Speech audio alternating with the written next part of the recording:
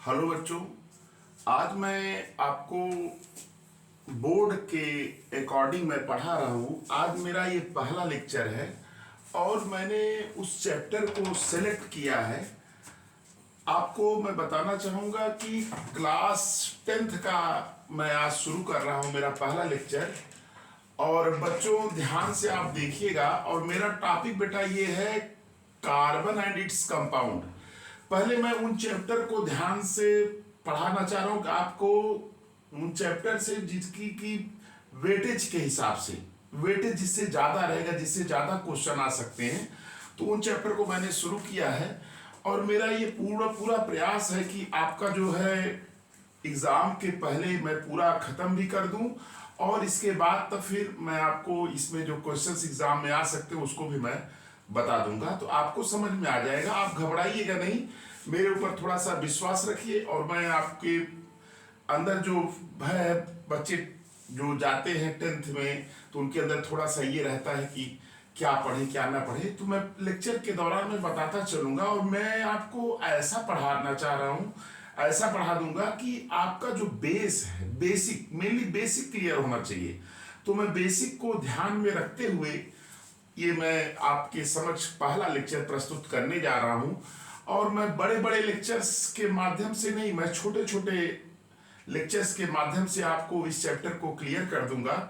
जो मेरा चैप्टर है कार्बन एंड इट्स कंपाउंड, अभी मैं उसकी शुरुआत कर रहा हूँ। थोड़ा सा मैं जो है आपको इसका इंट्रोडक्शन भी दूंगा। जैसे कार्बन इट्स कंपाउंड हम लोग पढ़ रहे हैं, हमारे चैप्टर का नाम मैं लिख दे रहा हूँ। चैप्टर का नाम है carbon and its compound.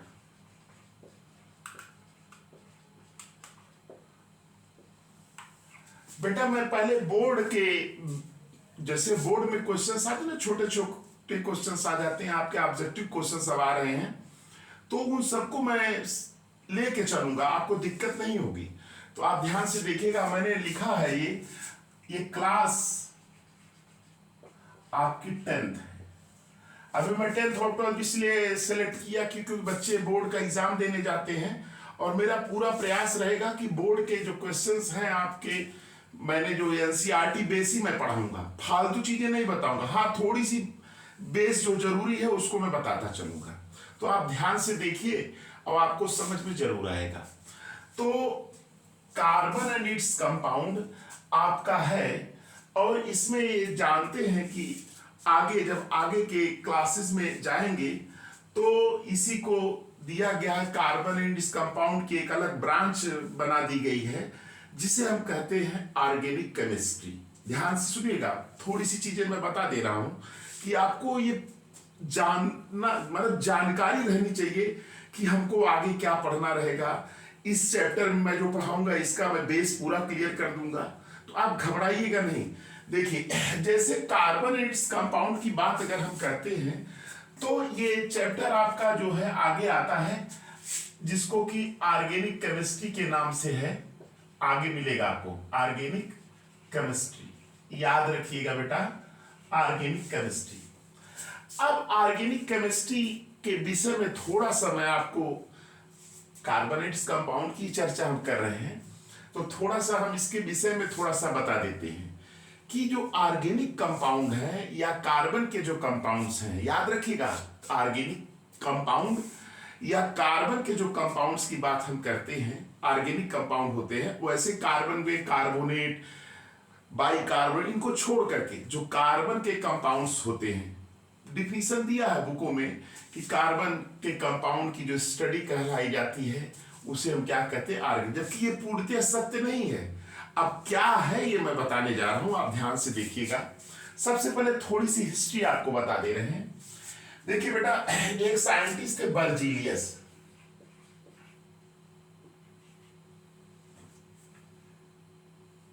Berzelius नाम था, बर्जीलियस।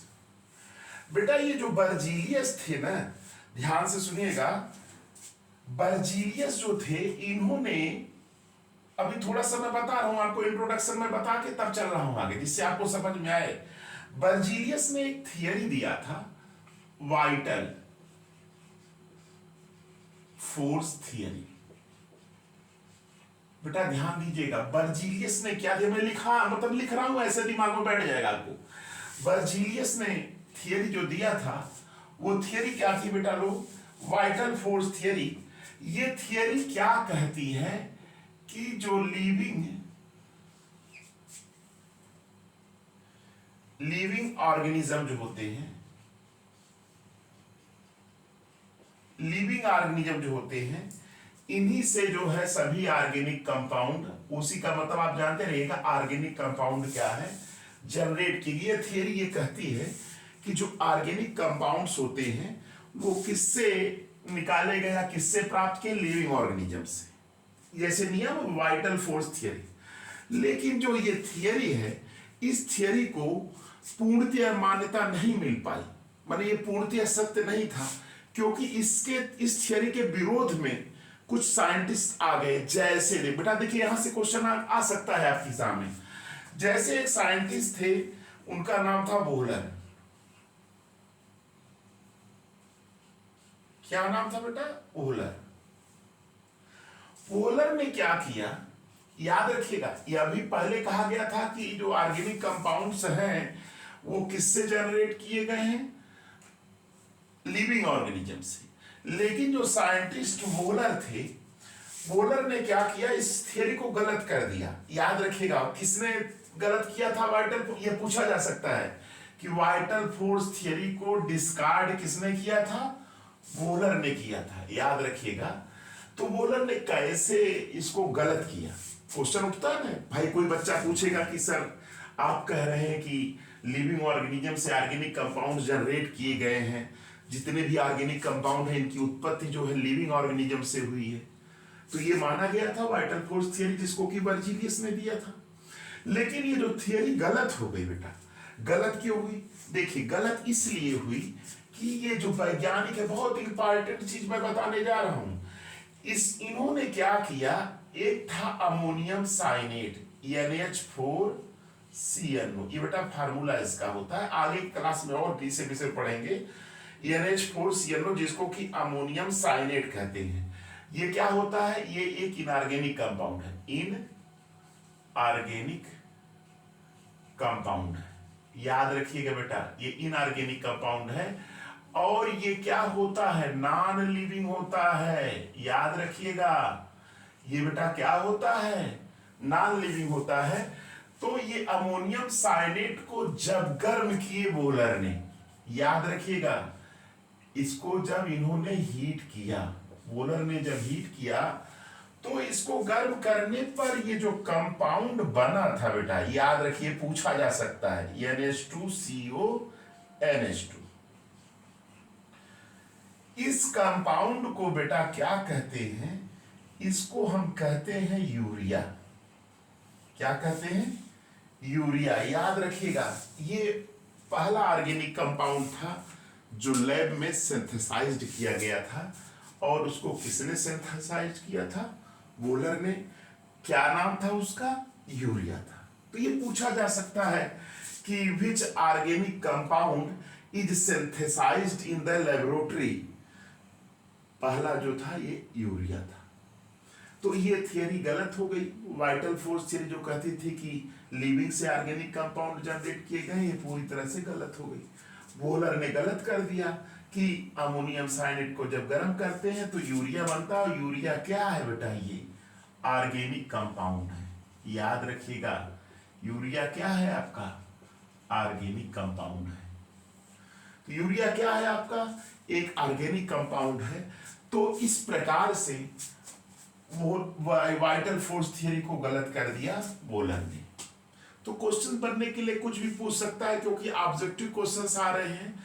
मोस्टली आपके जो क्वेश्चंस आएंगे वो एनसीईआरटी बेस ही रहेंगे, लेकिन थोड़ा सा उसमें चेंजिंग जैसे रहता है ना। एनसीईआरटी जैसे होता है कि थोड़ा एक्स्ट्रा में पूछ देता है, कभी कभी बीच में जो घेरा करके दिया है, ये सब क्वेश्चंस पूछे जाते हैं। तो मैं सब बताऊंगा आपके। ये मेरा पहला लेक्चर है बेटा लोग, आप लोग ध्यान से देखिएगा, समझ में तो जरूर आएगा। तो ये वाइटल फोर्स थियरी जो थी बर्जीलियस ने, अब बेटा पूछ सकता है वाइटल फोर्स थियरी किसने दिया था? बर्जीलियस ने। ये थियरी क्या कहती है कि लिविंग ऑर्गेनिज्म से ऑर्गेनिक कंपाउंड जनरेट हुए। इसको किसने पहले गलत किया था? वोलर ने। किसको गर्म किया था? अमोनियम साइनेट को। क्या बना था? यूरिया बना था। यूरिया क्या है? Organic compound. अमोनियम साइनेट क्या है? Inorganic compound. अमोनियम साइनेट क्या होता है? Non living. चूंकि नॉन लिविंग से ऑर्गेनिक बन गया, इसलिए थियरी क्या हो गई? गलत हो गई। इसी प्रकार से बेटा लोग कोलबे थे, आगे आप हायर क्लासेस में पढ़ेंगे, बस इतना केवल जानते रहिए, क्योंकि जो आपके स्तर का है वो मैं बताते चल रहा हूं। है तो बहुत चीजें, जैसे कोलबे थे, वर्थेलो साइंटिस्ट थे, और भी साइंटिस्ट थे, तो उनकी विषय में नहीं बता रहा। कोलबे ने जैसे क्या सिंथेसाइज किया था जान लीजिए। कोलबे ने सिंथेसाइज किया था एसिटिक एसिड को, तो इस तरह से इन्होंने बनाया, तो ये थियरी क्या हो गई? पूर्णतः गलत हो गई। तो बेटा एक आपके मतलब दिमाग में ये कॉन्सेप्ट बन गया कि ऑर्गेनिक केमिस्ट्री कैसे ऑर्गेनिक कंपाउंड की खोज। ठीक है, तो अब बेटा अब हम आगे चल रहे हैं इसी के आगे। देखिए कार्बन एंड कंपाउंड पूरा आपका यही याद रखिएगा, ऑर्गेनिक केमिस्ट्री ही है बेटा। चलिए चैप्टर मैंने 10th किस लिए बेटा शुरू किया इसको, कार्बन एंड कंपाउंड, क्योंकि इस चैप्टर के वेटेज ज्यादा है, ज्यादा क्वेश्चन इससे हुआ, इससे क्वेश्चन ज्यादा आता है। फिर मेटल्स नॉन मेटल्स बता देंगे, क्वेश्चन ज्यादा इन्हीं सब चैप्टर से आएंगे। अब क्या आएंगे बेटा, मेरा पूरा प्रयास रहेगा कि मैं आपको सिलेक्ट करके बता दूं कि ये आ सकता है। तो बेटा अब देखिए, अब मैं बेटा यहां पे एक चीज लिख रहा हूं, ऑर्गेनिक कंपाउंड किसे कहते हैं, याद रखिएगा, ऑर्गेनिक कंपाउंड। मैंने बेटा इसलिए थोड़ा सा ये चीजें जानना जरूरी है, जैसे मैं बताते रहा हूं, जैसे फाउंडेशन टाइप पे नहीं होता, आगे जब हायर के क्लासेस में बच्चे जाते हैं तो इन सब के विषय में थोड़ी सी जानकारी न रहने की वजह से जो बच्चे पढ़े रहते हैं, तो उनके सामने उनको लगता है कि यार मैंने क्या, मेरे सर ने क्या बताया, तो मैं उसको ध्यान में रख के बेटा पढ़ा रहा हूँ। हाँ, मेरा पूरा प्रयास है कि बोर्ड के स्तर का मैं पढ़ाऊंगा और आपको बोर्ड के सारे क्वेश्चन से मिल जाएंगे। तो बेटा जैसे कोई पूछ दिया कि ऑर्गेनिक कंपाउंड किसे कहते हैं, क्वेश्चन उठता है, और ऑर्गेनिक केमिस्ट्री किसे कहते हैं, इसके बाद तब हम आगे बढ़ेंगे। आपको देखिए बेटा ऑर्गेनिक कंपाउंड किसे कहते हैं, एक लाइन में देखो बेटा, जैसे देखो ऐसे कंपाउंड हम लिख दे रहे हैं definition, those compounds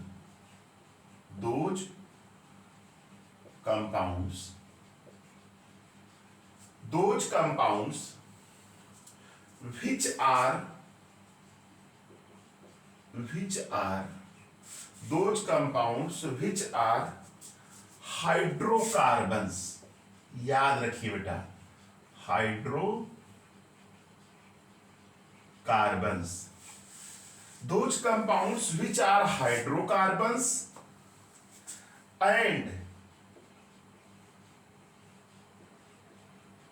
derivative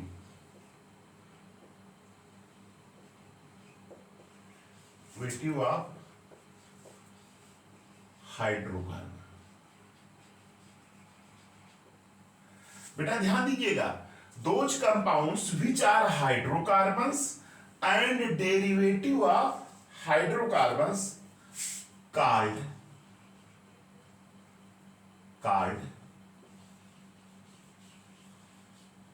organic compound, organic compounds. बेटा इस समझ में आ गया होगा कि ऐसे कंपाउंड जो हाइड्रोकार्बन्स हो या डेरिवेटिव ऑफ हाइड्रोकार्बन्स होते हैं, याद रखिएगा, ऐसे कंपाउंड जो हाइड्रोकार्बन हो या डेरिवेटिव ऑफ हाइड्रोकार्बन्स होते हैं, उन्हें हम बेटा क्या कहते हैं, ऑर्गेनिक कंपाउंड कहते हैं। ये समझ में आ गया होगा आपको कि हाइड्रोकार्बन्स और डेरिवेटिव ऑफ हाइड्रोकार्बन्स जो होते हैं उन्हें हम क्या कहते हैं, ऑर्गेनिक कंपाउंड्स। क्लियर? अभी सबकी चर्चा होगी, close compound, open chain compound, ये सब बताएंगे आपको, सब चीजें क्लियर करेंगे। मेरा पूरा प्रयास रहेगा कि आपको बेसिक की भी जानकारी हो जाए। देखिए, तो ऐसे कंपाउंड जो हाइड्रोकार्बन्स हो और उनके डेरिवेटिव होते हैं, उन्हें हम क्या कहते हैं? Organic compound. नोट कर लीजिएगा बेटा लोग। चलिए, अब बेटा हम आपको बता दे रहे हैं ऑर्गेनिक केमिस्ट्री किसे कहते हैं, फिर आगे चर्चा करते हैं। चैप्टर का नाम मैंने लिख दिया बेटा, कार्बन एंड इट्स कंपाउंड। मेरा पूरा प्रयास रहेगा कि आपको समझ में आ जाए, और समझ में आएगा जरूर। चलो देखो, organic chemistry,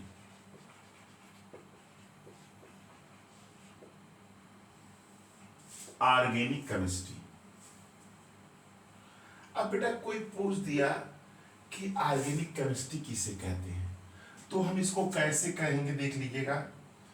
the branch of chemistry,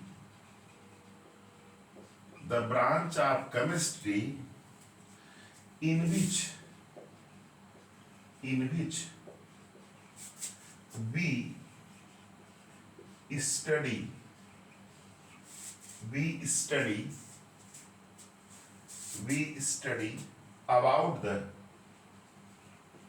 we study about the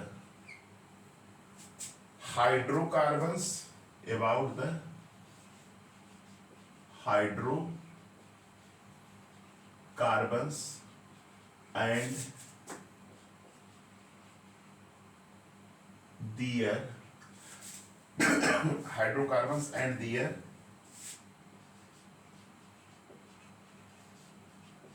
derivatives. The branch of chemistry in which we study about the hydrocarbons and their derivatives are called organic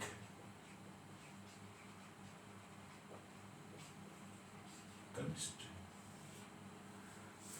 देखिए, the branch of chemistry in which we study about the hydrocarbons and their derivatives, यानी कि chemistry की वह branch जिसमें हम study करते हैं hydrocarbons की और उनके डेरिवेटिव्स की।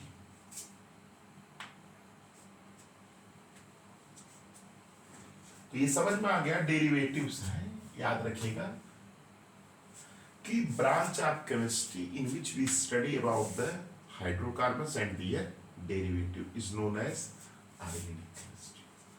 तो ये बेटा आपको ये दिमाग में बैठ गया होगा कि कार्बन एंड इट्स कंपाउंड को आगे चल के हमको ऑर्गेनिक केमिस्ट्री पूरी एक किताब मिल जाएगी। तो आपको थोड़ा सा ये इंट्रोडक्शन मैंने दे दिया इनके विषय में। अब बेटा हम आगे बढ़ रहे हैं। देखिए, आगे हम बढ़ रहे हैं। चलिए, अब क्वेश्चन यहाँ उठता है बेटा, ये क्वेश्चन आ सकता है जो मैं बताने जा रहा हूं, ये नोट कर लिए इसको। चलिए, अब मैं पूरा टोटल केवल बोर्ड स्तर का पढ़ा रहा हूं, याद रखिएगा बोर्ड स्तर का, क्योंकि बोर्ड का एग्जाम संभवतः फरवरी में आपका टाइम टेबल आ गया है। तो मेरा भरसक प्रयास रहेगा कि फरवरी में आपका, फरवरी के पहले ही हम आपको ये सब कंप्लीट करा दें। थोड़ा मौसम चेंज है। देखिए, अब बेटा देखिए, एक प्रॉपर्टी होती है कैटिनेशन।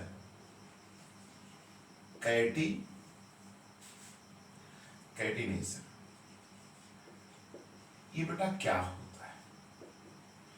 कैटिनेशन, जैसे बेटा हम लोग जब छोटे थे, या आप भी रहे होंगे, अभी आप लोग तो छोटे ही हैं, बच्चों स्कूल में खेलते हैं तो क्या है, हाथ मिला करके क्या करते हैं, एक दूसरे से जुड़ करके क्या करते हैं, लंबी चेन बना लेते हैं या राउंड बना लेते हैं, है कि नहीं, सर्कल बना लेते हैं, है कि नहीं। तो इस तरह से, तो वही है कि सेल्फ लिंकिंग प्रॉपर्टी। वहां हम लोग अपने की एग्जांपल ले रहे हैं, यहाँ क्या है, एलिमेंट्स होंगे, याद रखिएगा।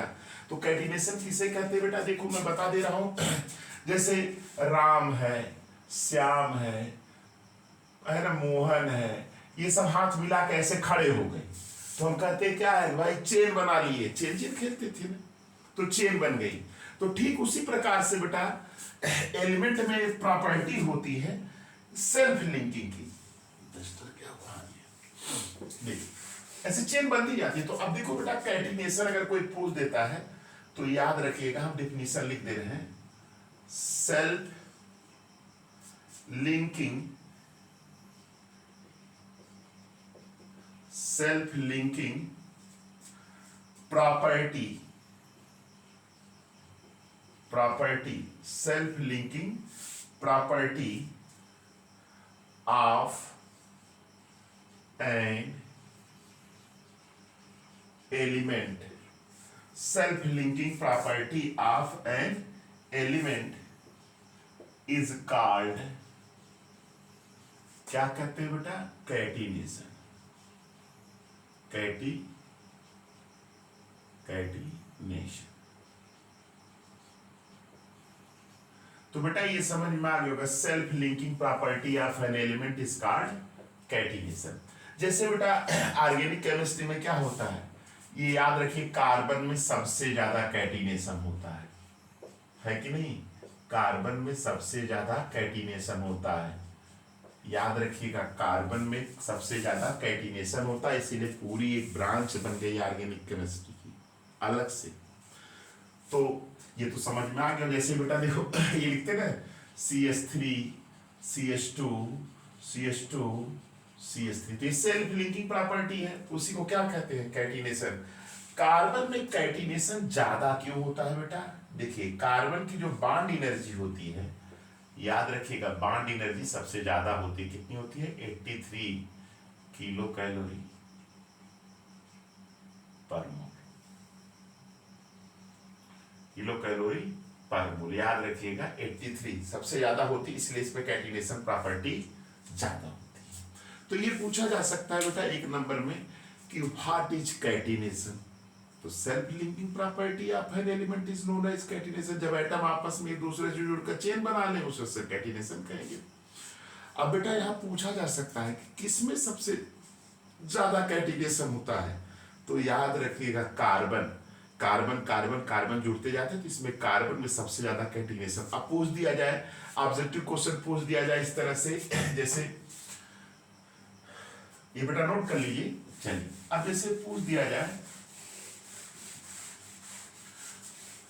क्वेश्चन बेटा, जैसे आ गया एग्जाम में, हम बोल दे रहे ऑब्जेक्टिव भी आपके एग्जाम में आएगा, जैसे क्वेश्चन आ गया, विच एलिमेंट हैज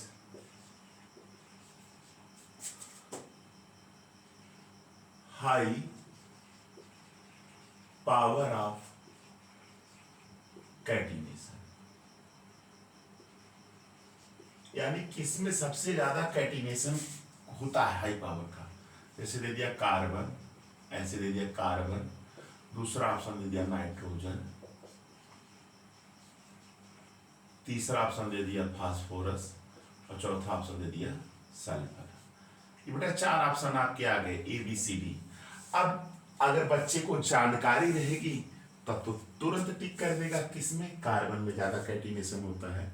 या दूसरा क्वेश्चन पूछ सकता है कि कार्बन है highest power of catenation due to greater bond energy 83 kilo calorie, फिर ऐसे 3-4 तो दिया रहेगा। तो याद रखिए कार्बन में इसकी बॉन्ड एनर्जी क्या होती है, बहुत ज्यादा होती है, 83 किलो कैलोरी पर मोल होती है, तो इसलिए इसमें कैटिनेशन ज्यादा होता है। तो बेटा एक क्वेश्चन आपका ये बन गया, इसको नोट कर लीजिएगा। अब बेटा देखो आगे हम चल रहे हैं, धीरे धीरे हम मंजिल के आगे बढ़ते जा रहे हैं, आपको समझ में भी आ रहा होगा, आएगा भी बेटा, तो ध्यान से देखिएगा। तो ये क्वेश्चन एक आप इसको नोट कर लीजिएगा, ये आ सकता है कि किसमें सबसे ज्यादा हाईएस्ट पावर या हाई पावर ऑफ कैटिनेशन होता है, किसमें ज्यादा कैटिनेशन होता है, तो याद रखिएगा कार्बन में होता है। अब बेटा देखो, अब आपकी किताब में दिया हुआ है, अब हम आपकी किताब पे पहुंच गए, कैटिनेशन भी आपकी किताब में दिया हुआ है, ये बता दिए कैटिनेशन किसमें सबसे ज्यादा होता है, ये भी बता दिए आपको कि कार्बन में ज्यादा होता है, क्यों ज्यादा होता है ये भी बता दिए। अब बेटा देखिए आगे मेरा जो है पढ़ने का, मैं अगला टॉपिक आपको बताने जा रहा हूं, याद रखिएगा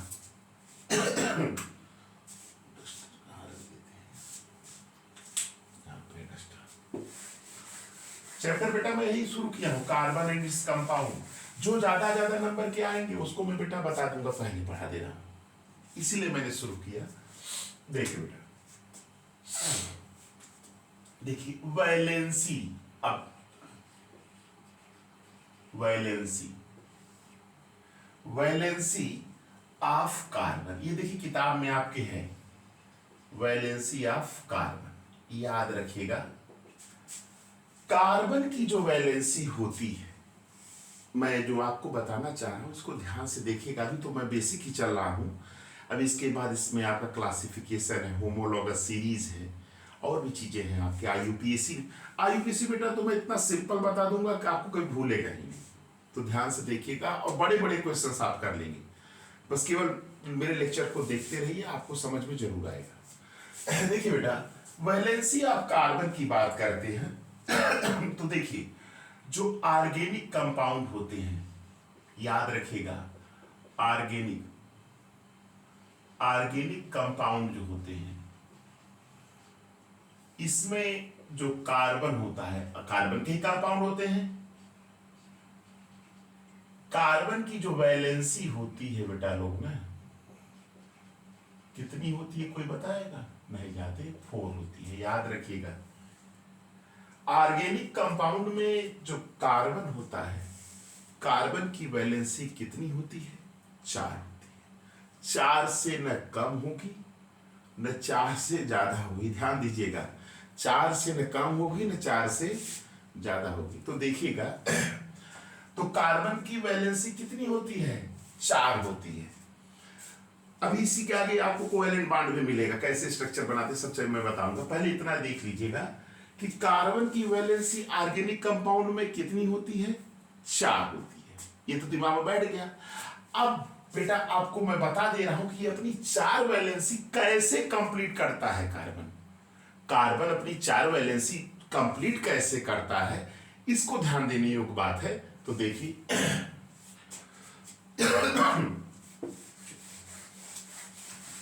याद रखिएगा, कार्बन की जो वैलेंसी होती है, अभी बताए थे बेटा 4 होती है ना। अब याद रखिएगा, कार्बन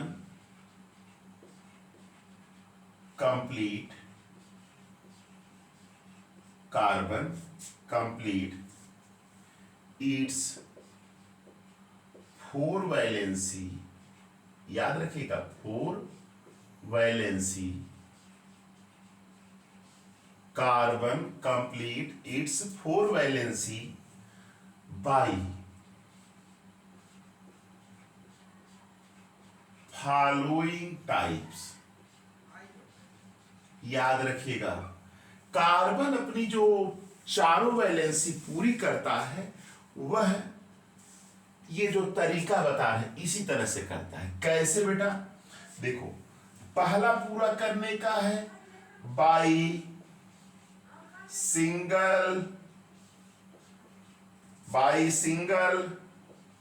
बॉन्ड्स ओनली।